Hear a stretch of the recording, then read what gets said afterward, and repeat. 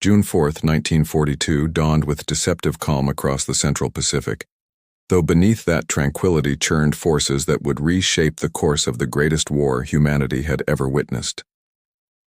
Admiral Isoroku Yamamoto, architect of Japan's surprise assault on Pearl Harbor 6 months prior, now orchestrated an even more ambitious gambit, one designed to lure America's wounded Pacific Fleet into a trap that would obliterate it forever. The stakes could not have been higher. Japan's string of victories across Asia and the Pacific had seemed unstoppable, but Yamamoto understood what his jubilant countrymen did not. Time was America's greatest weapon, and only a decisive knockout blow could prevent the industrial colossus from grinding Japan beneath its inexhaustible might. Yamamoto's plan possessed elegant complexity. His armada would feint toward the Aleutian Islands in the north, while the true strike force, 4 fleet carriers bearing the elite of Japanese naval aviation, would converge on Midway Atoll, a tiny coral fortress 1,500 miles northwest of Hawaii. The Americans would scramble to defend this strategic outpost, and when they arrived, Japanese battleships lurking beyond the horizon would emerge to destroy them.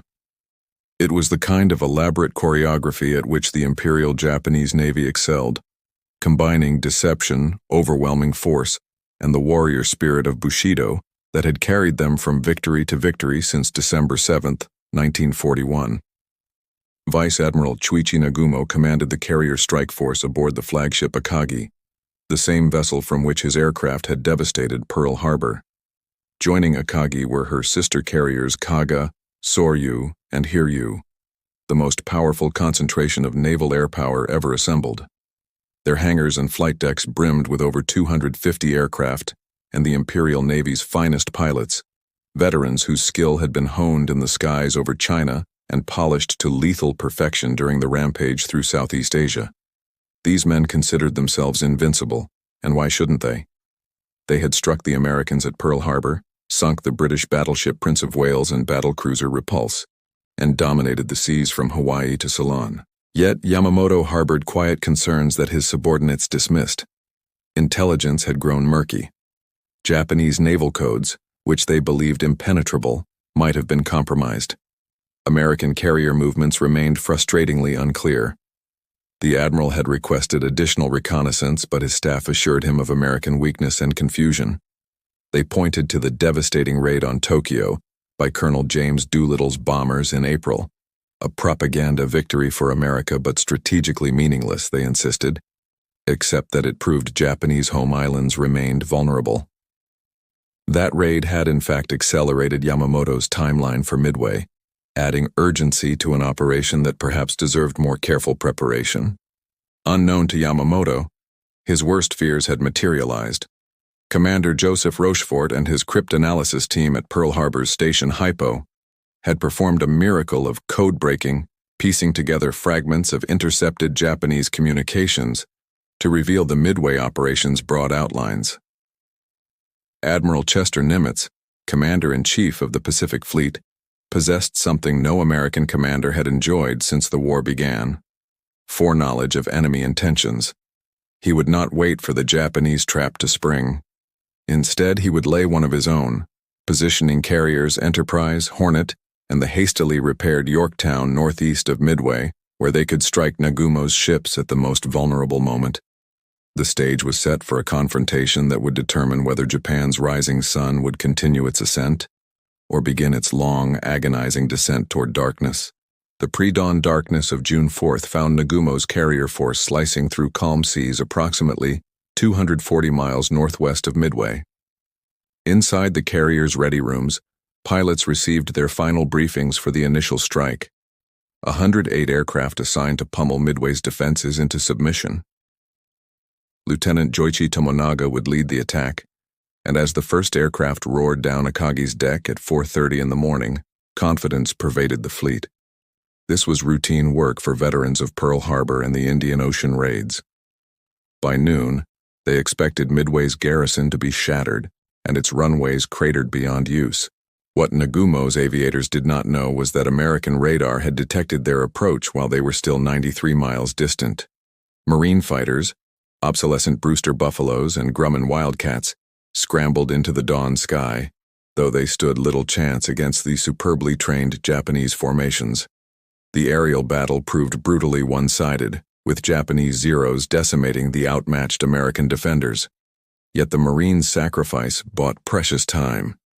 Midway's bombers, a motley collection of Army Air Force's B-17 Flying Fortresses, Marine Corps dive bombers, and Navy torpedo planes, managed to get airborne before Tominaga's strike force arrived. The Japanese attack hammered Midway's installations with precision, setting fuel tanks ablaze and destroying buildings, but Tominaga radioed a troubling assessment back to Nagumo. A second strike would be necessary to suppress the island's defenses completely. The airfield remained operational, and American planes continued to threaten the Japanese fleet. Nagumo faced a critical decision. Following doctrine, he had retained half his aircraft armed with torpedoes and armor-piercing bombs for naval combat, held ready in case American carriers appeared. Intelligence had suggested no American flat tops were within striking range, but Yamamoto's warnings about uncertain enemy positions nagged at him. At 7:15, Nagumo made his fateful choice: rearm the reserve aircraft with land attack bombs for a second Midway strike. Below decks, sweating ordnance crews began the laborious process of swapping weapons, a procedure requiring roughly 90 minutes under optimal conditions. Torpedoes were struck below to the magazines, while high-explosive bombs were hauled up from storage. The carrier's hangar decks became cluttered with munitions and fuel lines as crews rushed to meet Nagumo's deadline. It was at this moment of maximum vulnerability that a reconnaissance aircraft from the cruiser Tone, launched half an hour late due to catapult problems, radioed a report that turned Nagumo's blood cold. Sight what appears to be 10 enemy surface ships bearing 10 degrees distance 240 miles from Midway. The Admiral's carefully ordered universe began to crack. American ships this close meant his intelligence had failed catastrophically. He immediately ordered the rearming process halted and reversed, but the damage was done. His hangar decks were chaos, with bombs and torpedoes scattered in a deadly jumble. Minutes later, another report arrived. The American formation included a carrier. Nagumo's face remained impassive, but his staff recognized the disaster unfolding. They had been caught between objectives, their strike aircraft still recovering from the Midway raid, their decks crowded with planes being hastily rearmed for an entirely different type of combat. Historical accounts from Japanese sources, preserved in the naval archives examined by scholars like Jonathan Parshall and Anthony Tully, in their comprehensive analysis, Shattered Sword, reveal the confusion that gripped Akagi's command spaces. Officers debated whether to launch immediately with whatever aircraft were ready or wait to assemble a properly coordinated strike. Nagumo's reputation for caution reasserted itself. He would recover the Midway strike force first, then launch everything simultaneously against the American carrier. It was the doctrinally correct decision, the prudent choice that had served him well throughout his career. It would also prove to be his fleet's death sentence. Meanwhile, the American carriers had already launched their strikes. Enterprise, Hornet, and Yorktown had turned into the wind at 7 o'clock, their flight decks erupting with barely controlled chaos as squadrons scrambled to get airborne. Unlike the Japanese, who favored large, meticulously coordinated strikes, the Americans launched piecemeal, desperate to catch Nagumo before he could strike them. The result was a scattered, uncoordinated assault that seemed doomed to failure. Torpedo squadrons arrived without fighter escort, dive bombers wandered lost across empty ocean, and communication between squadrons collapsed almost immediately. The first American attack wave to locate Nagumo's carriers met a reception so ferocious it seemed to validate Japanese confidence in their superiority. Torpedo Squadron 8 from Hornet, led by Lieutenant Commander John Waldron, sighted the enemy fleet at 9:20 in the morning. Waldron's 15 TBD Devastator torpedo bombers, obsolete aircraft that had been frontline equipment in 1937 but were hopelessly outclassed by 1942, faced an impossible tactical situation. They had become separated from their fighter escort and dive bomber companions, leaving them to attack alone against Nagumo's 4 carriers and their screen of cruisers, destroyers, and battleships. Waldron understood the odds perfectly. Before launching, he had told his pilots that if there were only one plane left to make the attack, he expected that plane to go in. Now, gazing down at the Japanese fleet from 9,000 feet. He faced the decision every combat leader dreads: abort and preserve his command, or press forward knowing most of his men would not survive the next 30 minutes. Waldron never hesitated. He pushed his control stick forward, leading Torpedo 8 into a shallow dive toward attack altitude, a mere 100 feet above the wave tops, and began his approach on the carrier Kaga. The Japanese combat air patrol had been positioned low, anticipating exactly this kind of torpedo attack. Zero fighters swarmed Torpedo 8 like angry hornets, their 20mm cannon shells and 7.7mm machine guns ripping through the lightly armored devastators. The American gunners fired back desperately, but their single 30-caliber machine guns might as well have been throwing pebbles. One by one, Waldron's aircraft were torn apart, tumbling into the Pacific in explosions of spray and burning aviation gasoline. Waldron himself was shot down early in the attack, his aircraft cartwheeling into the sea. Ensign George Gay, Waldron's wingman, continued the attack run even as his own gunner, radioman 3rd Class Robert Huntington, was killed by cannon fire. Gay pressed through the steel storm toward Kaga, released his torpedo at point-blank range, then watched in frustration as the Japanese carrier turned sharply, combing the torpedo's track and avoiding the weapon easily. Seconds later, Gay's Devastator took multiple hits. With his controls shot away and his aircraft on fire, Gay had perhaps 5 seconds before the plane struck the water. He managed to pull the nose up slightly, and the Devastator pancaked into the Pacific. The impact knocked Gay unconscious briefly, but when he came to, he was underwater, trapped in the sinking aircraft. He kicked free just as the plane took its final plunge toward the ocean floor thousands of feet below. Gay surfaced to witness the entire battle from the most unique vantage point any American would have that day.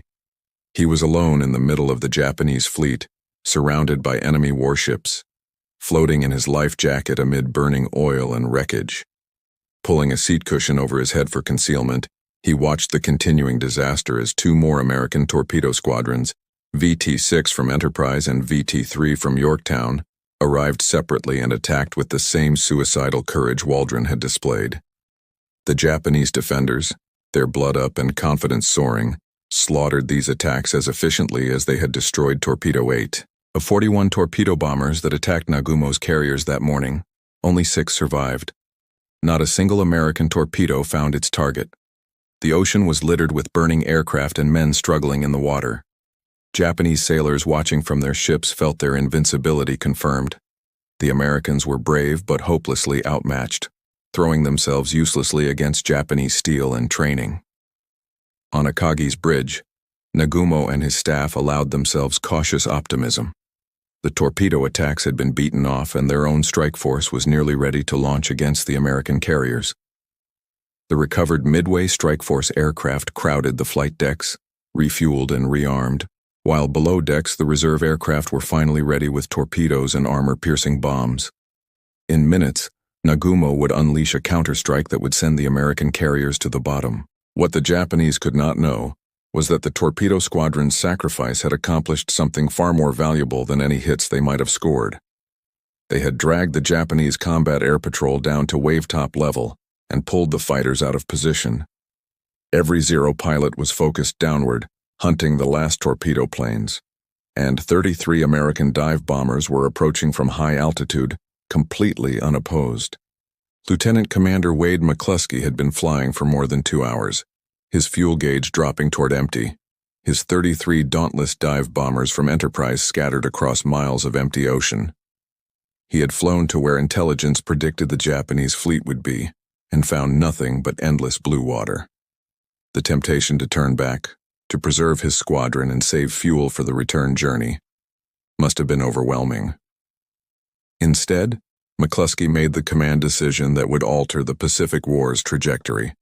He continued the search, following intuition and tactical reasoning that told him the Japanese must be nearby. At 10:22, McCluskey spotted a Japanese destroyer racing northeast, its wake arrow straight across the calm sea. The destroyer Arashi had been delayed while depth-charging the American submarine Nautilus and was now hurrying to rejoin the fleet. McCluskey made another critical decision, Follow the destroyer. 4 minutes later, his prayers were answered. Through breaks in the scattered clouds below, he glimpsed Nagumo's entire carrier force, Akagi, Kaga, Soryu, and Hiryu, steaming in formation, their flight decks crowded with aircraft being prepared for launch. McCluskey's squadron had accidentally achieved perfect coordination with Lieutenant Commander Maxwell Leslie's Yorktown dive bombers, which had arrived from a different direction at almost precisely the same moment. Neither squadron commander knew the other was there, yet they were about to execute the most devastatingly effective coordinated attack of the Pacific War. McCluskey immediately began allocating targets, assigning 2 squadrons to Kaga and 1 to Akagi. Leslie's pilots would strike Soryu. Only Hiryu would escape attention in the opening blow. The Japanese below had no idea what was about to descend upon them. Their radar technology lagged years behind American equipment, and the chaotic combat with torpedo planes had focused every defender's attention on sea level. The carrier's decks presented targets so inviting they seemed almost too good to be true. Aircraft packed wingtip to wingtip, fuel hoses snaking across wooden planking, bombs and torpedoes stacked beside planes awaiting loading. 350-odd pounds of high explosive dropped from 12,000 feet onto any of those carriers would unleash catastrophe. 48 dive bombers carried that much destructive power and more. At 10:26, McCluskey's Dauntlesses rolled into their dives, screaming down through the sky at speeds approaching 250 knots. The high-pitched shriek of wind through their dive brakes announced death's arrival. Japanese lookouts finally spotted them and screamed warnings. Anti-aircraft guns began tracking upward frantically, but it was far, far too late. The dive bomber pilots, their training honed through countless practice runs against target sleds in the California waters off San Diego, pressed their attacks to near-suicidal altitudes before releasing, determined that after coming this far and losing so many friends, they would not miss. Lieutenant Dick Best, leading one section of Enterprise bombers, actually had to wave off his wingmen from attacking Akagi because too many planes were diving on her. He led his 2 remaining aircraft toward the previously unengaged Akagi, determined she would not escape. At 1,500 feet, point-blank range where gunners could hardly miss, Best released his 1,000-pound bomb and pulled out so low his aircraft shuddered through the concussion of his own weapon's explosion. His bomb struck Akagi's flight deck near the midships elevator. The explosion itself was powerful but not fatal. What made it catastrophic was what that bomb found when it penetrated the deck. Akagi's hangar deck was a floating magazine, packed with aircraft laden with fuel and hung with torpedoes, with bombs scattered across the deck from the interrupted rearming operation. Best's bomb detonated in this death trap, and secondary explosions rippled through the carrier like a steel earthquake. Aviation gasoline ignited in a tsunami of flame that roared through the hangar bay, consuming aircraft and men with impartial fury. Torpedoes cooked off, their warheads exploding with ship-killing force against Akagi's internal structure. Ammunition magazines added their own fury to the conflagration.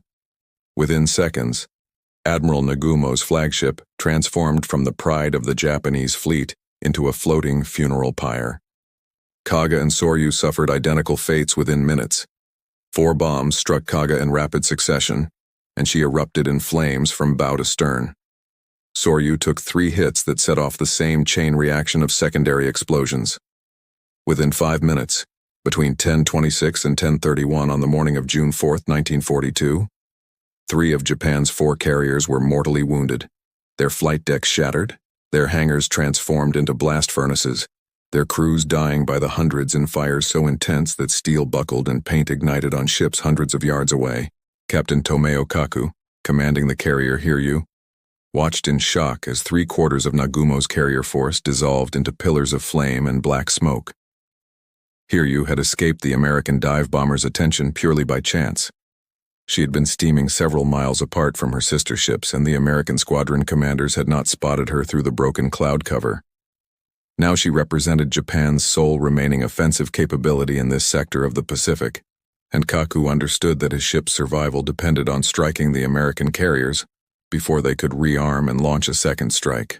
Rear Admiral Taman Yamaguchi, commanding Carrier Division 2 from Hiryu, was widely considered the Imperial Japanese Navy's finest carrier tactician. Aggressive, innovative, and Harvard-educated, Yamaguchi embodied everything the modern naval officer should be. He had argued against the cautious approach that had characterized Nagumo's command decisions all morning. Now, given tactical control, Yamaguchi immediately ordered an attack with whatever aircraft were available, abandoning the Japanese preference for massive, perfectly coordinated strikes in favor of getting planes off his deck before the Americans found Hiryu. At 10:54, 18 Aichi D-3A Val dive bombers and 6 Zero fighters launched from Hiryu's deck, guided by Lieutenant Michio Kobayashi. The strike group was absurdly small compared to the 100-plus aircraft waves the Japanese typically assembled, but Yamaguchi knew that 18 dive bombers finding a carrier was infinitely more valuable than 100 dive bombers dying on his flight deck. The aircraft climbed away toward the northeast, navigating by the smoke from burning American aircraft that marked the general location of the enemy fleet. Meanwhile, aboard the 3 burning Japanese carriers, scenes of unspeakable horror unfolded. On Akagi, damage control parties attempted to fight fires that had already grown beyond human capacity to control. The carrier's own fire mains had been destroyed by internal explosions, leaving firefighters with nothing but handheld extinguishers and bucket brigades to battle infernos, fed by thousands of gallons of aviation gasoline. Men trapped in compartments below the hangar deck pounded desperately on steel bulkheads that had become too hot to touch, their screams audible above the roar of flames. Admiral Nagumo, his staff, and Captain Taijiro Aoki reluctantly abandoned ship, transferring by cutter to the light cruiser Nagara after it became clear that Akagi could not be saved. Kaga's situation was even worse. Multiple bomb hits had set off a chain reaction that turned her entire midship section into a blast furnace. Her captain, Jisaku Okada, remained at his post on the bridge, even as flames consumed the island superstructure around him, determined to save his ship or die trying. He would achieve the latter. Soryu, the smallest of Nagumo's carriers, was doomed equally quickly. Captain Ryusaku Yanagimoto refused to abandon ship despite the pleas of his crew, last seen standing at attention on his bridge, sword in hand, as flames engulfed him. These captains embodied the samurai spirit that still animated Japan's officer corps, a willingness to die with their ships rather than survive defeat. At approximately noon, Kobayashi's strike group from Hiryu located the American carriers. The pilot selected Yorktown as his target. The carrier was clearly marked with a distinctive island structure and large yellow flight deck markings. Yorktown's fighter direction officer vectored Wildcat fighters to intercept, and a wild melee erupted 20 miles from the carrier. The Zeros, though outnumbered, fought with their customary skill, engaging the Wildcats while the Valdive bombers pushed through toward their target. American anti-aircraft fire filled the sky with bursting shells and tracer rounds, but the Japanese pilots were veterans who had learned their trade in China and perfected it at Pearl Harbor. Kobayashi's bombers executed textbook attacks, diving through the flak and pressing to point-blank range before releasing. 3 bombs struck Yorktown within minutes. The first penetrated the flight deck and exploded in the carrier's uptakes, snuffing out fires in 5 of her boilers and cutting her speed from 30 knots to 0 almost instantaneously.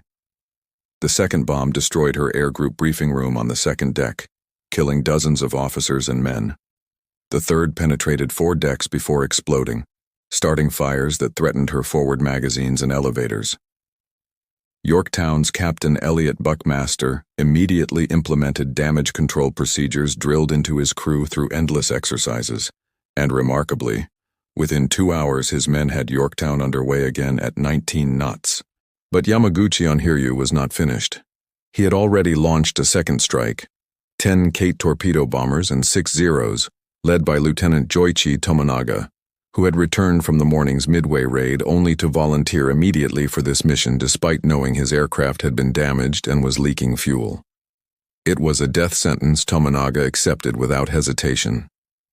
His torpedo planes found Yorktown at 2:45 in the afternoon and executed another textbook attack, approaching from multiple directions simultaneously to divide the carrier's defensive fire. 2 torpedoes struck Yorktown's port side, and this time, The damage was catastrophic. The carrier developed a severe list. Her engineering spaces flooded and power failed throughout the ship. Buckmaster, fearing she would capsize and trap hundreds of men below decks, gave the order to abandon ship. Vice Admiral Frank Jack Fletcher, commanding the American task force from Yorktown until she was disabled, had transferred his flag to the cruiser Astoria and relinquished tactical control to Rear Admiral Raymond Spruance aboard Enterprise. Spruance, a battleship admiral commanding carriers for the first time in combat, had already demonstrated he possessed the instinctive understanding of carrier warfare that would make him one of the war's greatest naval commanders. He immediately grasped that somewhere in this battle space lurked at least one more Japanese carrier, the source of the strikes that had crippled Yorktown. Finding and destroying that carrier before it could launch again became his absolute priority. A Yorktown scout plane radioed the crucial sighting at 2:45. 1 enemy carrier, 2 battleships, 3 cruisers, and 4 destroyers bearing northwest. Spruance ordered an immediate strike from Enterprise and Hornet despite the late hour. Launching this close to sunset meant many aircraft would have to return and land in darkness, a dangerous evolution even in peacetime. But the risk of allowing a Japanese carrier to survive until morning was unacceptable. At 3:30, 24 dauntless dive bombers from Enterprise launched toward the reported coordinates, followed shortly by 16 more from Hornet. Lieutenant Wilmer Gallagher led Enterprise's strike group, navigating by plot and dead reckoning toward where the enemy should be. The Japanese fleet had reversed course to stay with the wind for launching operations, and Gallagher overflew the position without spotting anything. Rather than return, he executed a standard box search pattern, spending precious fuel but maintaining faith that the carrier was nearby. At 4:45, perseverance paid off. Hiryu appeared through scattered clouds, still making high speed, her deck crowded with aircraft being prepared for yet another strike. The Japanese had learned nothing from the morning's disaster. Hiryu's deck was again packed with armed and fueled aircraft, bombs and torpedoes stacked beside planes, fuel hoses running everywhere. It was the same situation that had destroyed Akagi, Kaga, and Soryu, and it would produce the same result.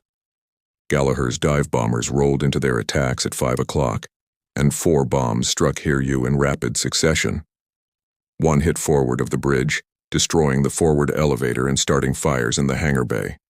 A second exploded amidships, blowing a massive hole in the flight deck. The third and fourth hits sealed Hiryu's fate, igniting the now familiar secondary explosions as fuel and ordnance detonated throughout the ship.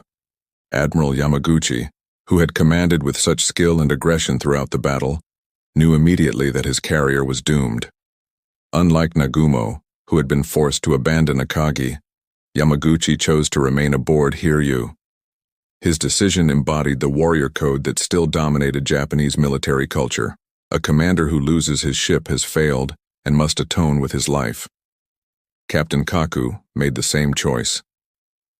Both officers would die when Hiryu sank the following morning, standing together on the carrier's bridge as the sea closed over them. As darkness fell across the Pacific, the scope of the day's disaster became clear to both sides. Japan had lost all 4 carriers that had struck Pearl Harbor 7 months earlier. Akagi, Kaga, Soryu, and Hiryu were sinking or already beneath the waves. With them died over 300 aircraft and hundreds of Japan's most experienced pilots and aircrew, losses that could never be fully replaced. The Imperial Japanese Navy had been dealt a wound from which it would never recover. Japanese naval aviation would continue to fight with determination and occasional brilliance for the remainder of the war, but it would never again possess the overwhelming superiority it had enjoyed during the first 6 months of conflict. Admiral Yamamoto, monitoring the battle from his flagship Yamato hundreds of miles to the west, initially contemplated forcing a night surface engagement, using his battleships to savage the American fleet in the darkness. His staff prepared orders for a general advance, hoping to turn tactical defeat into strategic victory through traditional gunnery combat at close range. But as reports continued arriving throughout the evening, 4 carriers lost, strike capability annihilated, American shore-based bombers still operational on Midway. Even Yamamoto recognized that continuing the battle would only compound the disaster. At 2:55 on the morning of June 5th, he issued the order that marked a turning point in the Pacific War. Occupation of Midway is cancelled. The order's simplicity concealed earth-shaking implications. Japan's advance across the Pacific had been halted. The aura of invincibility that had surrounded the Imperial Japanese Navy since Pearl Harbor was shattered. America had absorbed Japan's best punch and counterpunched with devastating effect. For the first time since the war began, Japanese forces were in retreat. The tide of battle, which had run so strongly in Japan's favor for 6 months, was beginning its long, inexorable reversal. Yet the battle was not quite finished. Yorktown still floated, listing heavily but stubbornly refusing to sink. On the morning of June 5th, salvage efforts began. A destroyer came alongside to provide auxiliary power, and repair crews began the dangerous work of stabilizing the carrier. For a time, it seemed the tough ship might be saved after all. But Japanese submarine, I-168, commanded by Lieutenant Commander Yahachi Tanabe, had been stalking the American fleet since the battle began. On June 6th, Tanabe's torpedoes struck Yorktown and the destroyer Hammond, which was tied alongside providing assistance. Hammond broke in half and sank within minutes. Yorktown absorbed 2 more torpedo hits, and this time the damage was fatal. On June 7th, the carrier that had fought at Coral Sea and Midway finally rolled over and sank, taking with her 68 crew members still aboard. The week following Midway saw both fleets withdraw to assess the carnage. American forces, having achieved a victory more complete than Admiral Nimitz had dared hope, consolidated control over Midway Atoll and began the grim task of recovering survivors from the sea. Japanese destroyers conducted their own rescue operations, pulling hundreds of burned and wounded men from the oil-slicked waters where their carriers had died. The human cost had been staggering. Japan lost approximately 3,000 men killed or wounded, while American casualties totaled 343, including the brave torpedo squadron pilots who had sacrificed themselves to create the opportunity for the dive bombers' success. The immediate strategic consequences became apparent even before the full casualty lists were compiled. Japan's planned offensive toward New Caledonia, Fiji, and Samoa, operations designed to isolate Australia from American support, were indefinitely postponed. The invasion of Port Moresby, already stalled by the tactical setback at the Coral Sea in May, was formally abandoned. Most significantly, the initiative in the Pacific War passed permanently from Japanese to American hands. Never again would Japan dictate the terms of strategic engagement. Henceforth, she would react to American offensives rather than launching her own. Admiral Nimitz, in his official report to Washington, assessed the battle's significance with characteristic understatement. Pearl Harbor has now been partially avenged. His staff, analyzing the action with more detail, identified several critical factors that had contributed to the American victory. Commander Rochefort's cryptanalysis team had provided the crucial intelligence advantage, allowing Nimitz to position his forces precisely where they could do maximum damage. The American doctrine of decentralized command had proven superior to Japanese rigid control. Individual squadron commanders like Wade McCluskey had made decisions based on tactical judgment rather than waiting for instructions from higher authority. And those decisions had proven decisive. The role of luck and chance in the battle's outcome could not be ignored. If McCluskey's dive bombers had not spotted the destroyer Arashi racing to rejoin the fleet, they might have exhausted their fuel without ever finding Nagumo's carriers. If the Japanese combat air patrol had been positioned at higher altitude, they might have intercepted the dive bombers before they could attack. If Nagumo had launched his strike 5 minutes earlier, the American carriers might have been caught with their own decks crowded with rearming aircraft. Naval historians have spent decades analyzing the battle's contingent moments, the small decisions that aggregated into world-changing consequences. Admiral Yamamoto's assessment, conveyed privately to trusted staff officers, acknowledged the disaster while attempting to identify lessons for future operations. The American cryptanalysis capability had clearly been underestimated. How else to explain the enemy's perfect positioning? Japanese reconnaissance had proven inadequate. The delayed launch of Tone's scout plane had cost crucial minutes when intelligence about American carrier locations could have changed Nagumo's decisions. The doctrine of keeping reserve aircraft armed for anti-shipping strikes, while the first wave attacked land targets, had proven disastrously vulnerable to enemy counterattack during the rearming interval. Most fundamentally, the belief that Japanese warrior spirit and training superiority could compensate for material disadvantages had been revealed as a dangerous delusion. The battle's material impact on Japanese naval aviation proved even more catastrophic than the immediate loss of 4 carriers suggested. While shipyards could theoretically construct replacement carriers, and Japan would indeed complete several later in the war, the trained aircrew who died at Midway were irreplaceable. Japanese naval aviation had developed its expertise through years of combat in China, where pilots accumulated hundreds of hours of combat experience in a relatively permissive environment. The veterans who filled the carriers at Midway represented a decade of investment in training and experience. Their loss left a void that Japan's training programs, already strained by rapid wartime expansion, could never fill.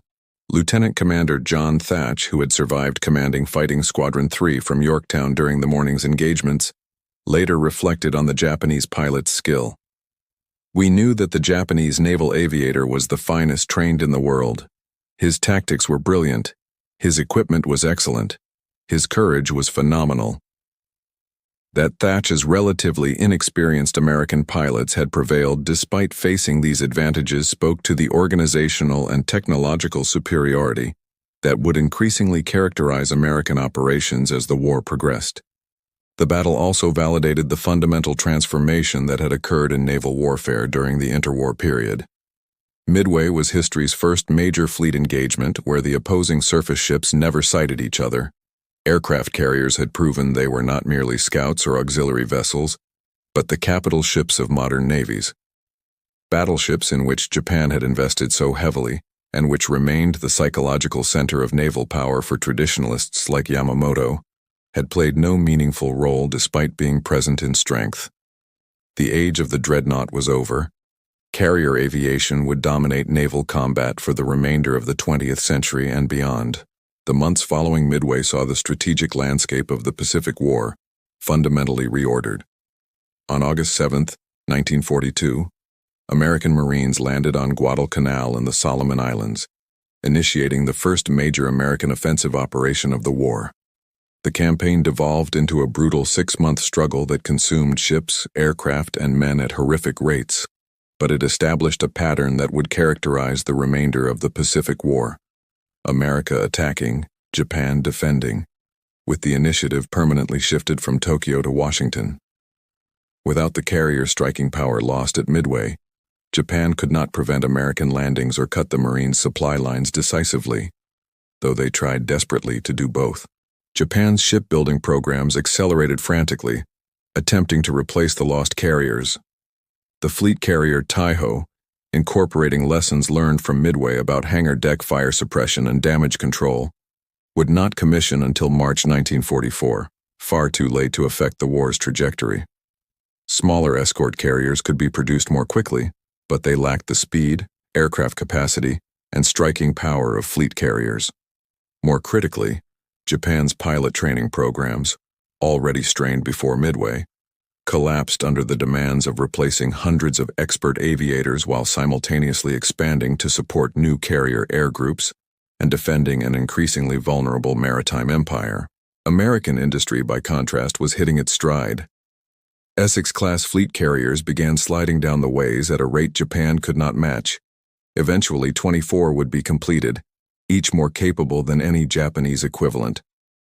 Light carriers converted from cruiser hulls added additional deck space. Escort carriers, mass-produced on merchant ship hulls, provided convoy protection and close air support for amphibious operations. By 1943, the American Navy was operating more carriers than Japan could field aircraft to oppose them. The industrial disparity that Yamamoto had feared and attempted to preempt with a knockout blow was manifesting exactly as he had predicted. The psychological impact within Japan's military establishment proved equally significant. The myth of invincibility that had sustained morale through the early conquests evaporated. Officers who had dismissed American fighting qualities as inferior were forced to reassess. The defensive mindset that would characterize Japanese operations for the war's remainder took root. The psychological impact within Japan's military establishment proved equally significant. The myth of invincibility that had sustained morale through the early conquests evaporated. Officers who had dismissed American fighting qualities as inferior were forced to reassess. The defensive mindset that would characterize Japanese operations for the war's remainder took root among commanders who had previously thought only in terms of advance and conquest. The Japanese public, shielded from news of the disaster by military censors, continued to believe victory remained inevitable. But within the Navy Ministry and Imperial General Headquarters, a grim realization settled. The war could no longer be won, only prolonged. Admiral Yamamoto himself never recovered his strategic confidence after Midway. His subsequent operations, including the complex and ultimately futile I-Go aerial offensive of April 1943, lacked the boldness that had characterized his earlier planning. When American codebreakers intercepted details of his inspection tour to forward bases in the Solomon Islands, Admiral Nimitz authorized Operation Vengeance, a long-range interception by Army Air Force's P-38 Lightning fighters. On April 18, 1943, Yamamoto's transport aircraft was shot down over Bougainville, killing Japan's most capable naval strategist. His death removed the last officer who might have conceived a strategy to salvage something from Japan's deteriorating position. The battle's influence extended beyond the Pacific theater. Britain, desperately fighting to maintain its position in Egypt and the Mediterranean while supporting the Soviet Union's struggle against Germany, drew encouragement from America's demonstration that Axis forces could be decisively defeated. The victory at Midway, combined with the RAF's success in the Battle of Britain and the Red Army's developing counteroffensive at Stalingrad, marked 1942 as the year when the tide of World War II turned against the Axis powers on all fronts. Churchill would later write that before Midway, the Allies feared defeat. After Midway, they began to plan for victory. Chinese forces fighting their lonely war against Japanese occupation since 1937 also drew hope from Midway's outcome. Generalissimo Chiang Kai-shek, leading the nationalist government from its wartime capital at Chongqing, recognized that Japan's naval defeat meant fewer resources could be diverted to operations in China. The Burma Road, China's tenuous supply line to British India and American aid, became slightly more secure. While the suffering of the Chinese people would continue for 3 more years, Midway represented the beginning of the end for Japan's dream of continental empire. American strategic planning shifted immediately after Midway. The Joint Chiefs of Staff, previously focused almost entirely on a Europe-first strategy that relegated the Pacific to economy of force operations, began allocating greater resources to offensive operations against Japan. Admiral Ernest King, Commander-in-Chief of the United States Fleet and a fierce advocate for Pacific operations, leveraged Midway's success to argue for a 2-pronged advance toward the Japanese home islands, one through the Central Pacific under Nimitz, another through the Southwest Pacific under General Douglas MacArthur. This strategy of multiple axes of advance would stretch Japanese defenses beyond breaking and accelerate the war's conclusion. The aircraft industry received urgent prioritization. Production of the Douglas SBD Dauntless dive bomber, which had proven so devastatingly effective at Midway, accelerated. Development of next-generation aircraft like the Grumman F-6F Hellcat fighter and the Curtiss SB-2C Helldiver dive bomber received additional funding and engineering resources. By 1943, American naval aviation would possess not merely numerical superiority, but technological advantages in aircraft performance, radar-directed combat, and coordinated strike tactics that Japanese forces could not match. Training programs expanded exponentially. The Navy established advanced carrier tactics schools where combat veterans like Jimmy Thatch taught hard-won lessons to new pilots. Fighter direction training, which had proven crucial in vectoring interceptors to incoming Japanese strikes, became standardized across the fleet. Damage control schools analyzed the Battle of Midway in exhaustive detail, teaching sailors how Yorktown's crew had kept their ship fighting despite catastrophic damage. Every lesson learned in that 5-minute crucible between 10:26 and 10:31 on June 4th was disseminated throughout the fleet, improving combat effectiveness exponentially. Scholars examining Midway in the decades following World War II have identified the battle as one of history's decisive engagements, comparable to Salamis, Trafalgar, or Tsushima in its strategic consequences. The battle did not end the Pacific War. 3 more years of savage fighting would claim millions of lives before Japan's surrender, but it determined the war's ultimate outcome as surely as any subsequent engagement. After Midway, Japan's defeat became inevitable. Only its timing remained uncertain. The human dimension of the battle continues to resonate across generations. George Gay, the sole survivor of Torpedo Squadron 8, spent 5 hours floating in the Pacific amid the Japanese fleet before being rescued. He lived until 1994, spending much of his life honoring the memory of his squadron mates who had pressed home their attacks knowing they would not return. Ensign Gay's testimony, recorded by historians and preserved in the National Naval Aviation Museum, provides an irreplaceable first-hand account of the Torpedo Squadron's sacrifice and the 5 minutes that changed the war. Japanese survivors carried their own burdens of memory.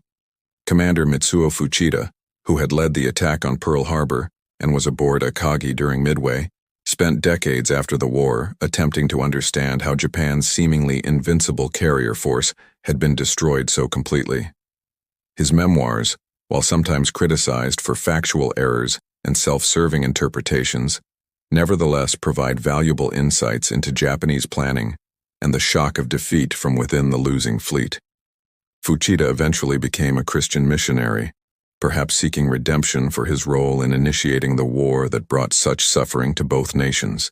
The controversy over Admiral Nagumo's decisions during the battle consumed Japanese naval analysis for decades. Critics argued that his cautious, doctrine-bound approach had squandered opportunities and left his carriers vulnerable.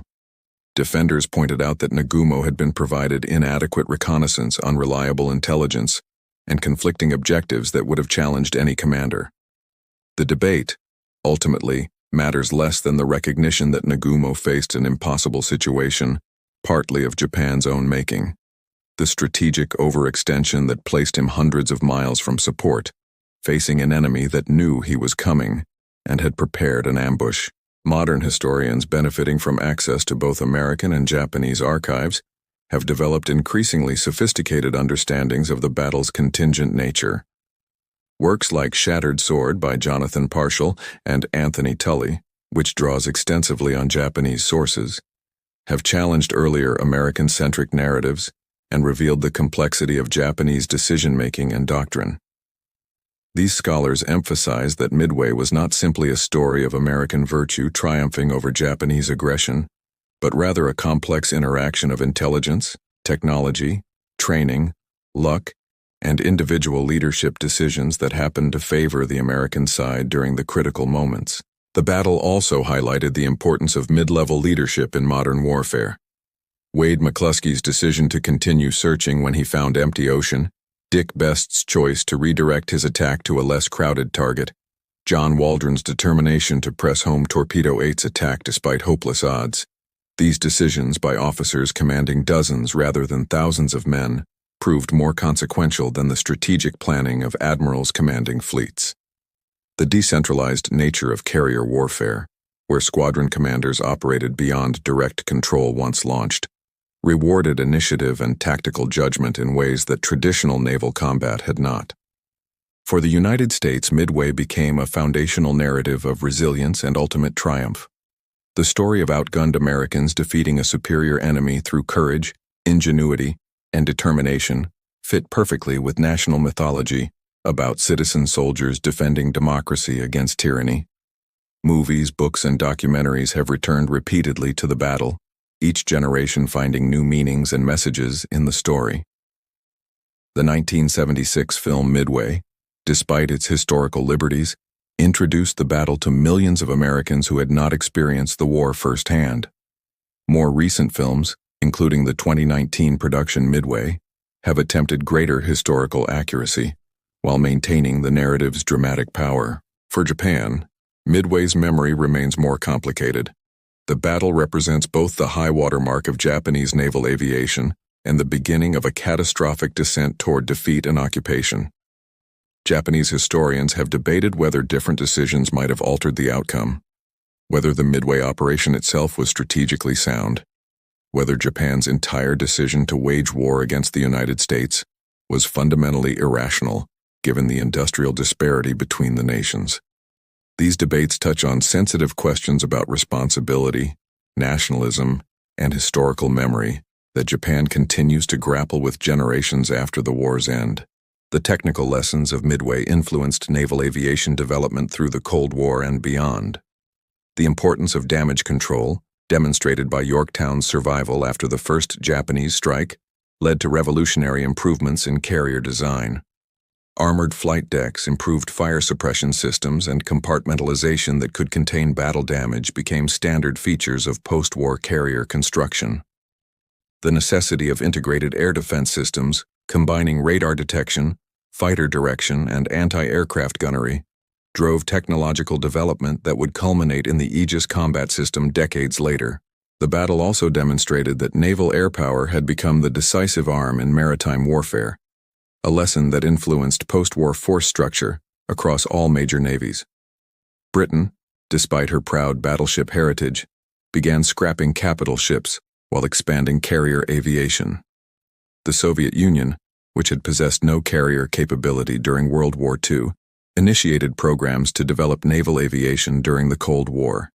Even today, carrier strike groups remain the primary instruments of naval power projection for nations capable of maintaining them. A direct legacy of Midway's demonstration that aircraft carriers had replaced battleships as the capital ships of modern navies. Environmental historians have studied Midway's ecological aftermath, examining how the battle's physical remnants, sunken ships, crashed aircraft, fuel oil, unexploded ordnance, affected the atoll's delicate ecosystem. The carriers Yorktown, Kaga, Akagi, Soryu, and Hiryu rest on the Pacific floor, gradually being consumed by the ocean but still containing human remains and artifacts from that June day in 1942. These wrecks have become controversial sites, with some advocating for their preservation as war graves while others seek to recover artifacts for historical study. The debate reflects broader tensions between historical commemoration, scientific inquiry, and respect for the dead. As the last veterans of the Battle of Midway pass from living memory, the final survivor, Seaman First Class Mickey Ganich, died in April 2020 at age 104. The battle's significance transitions from lived experience to historical memory.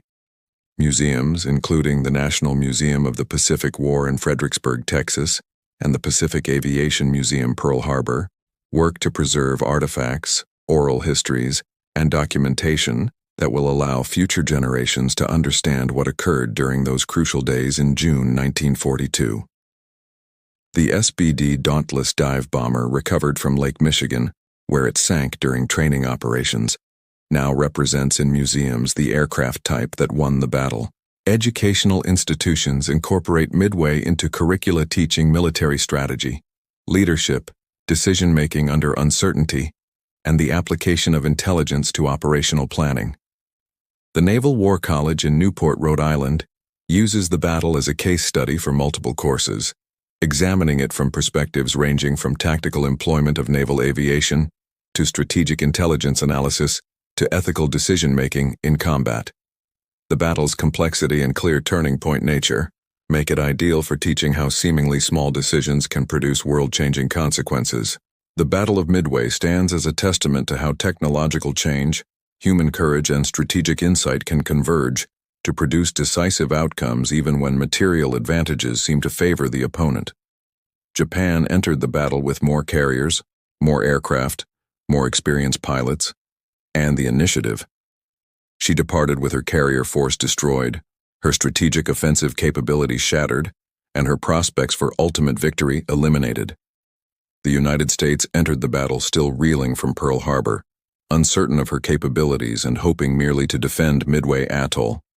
She emerged with confidence restored, tactical superiority established, and the strategic initiative permanently seized.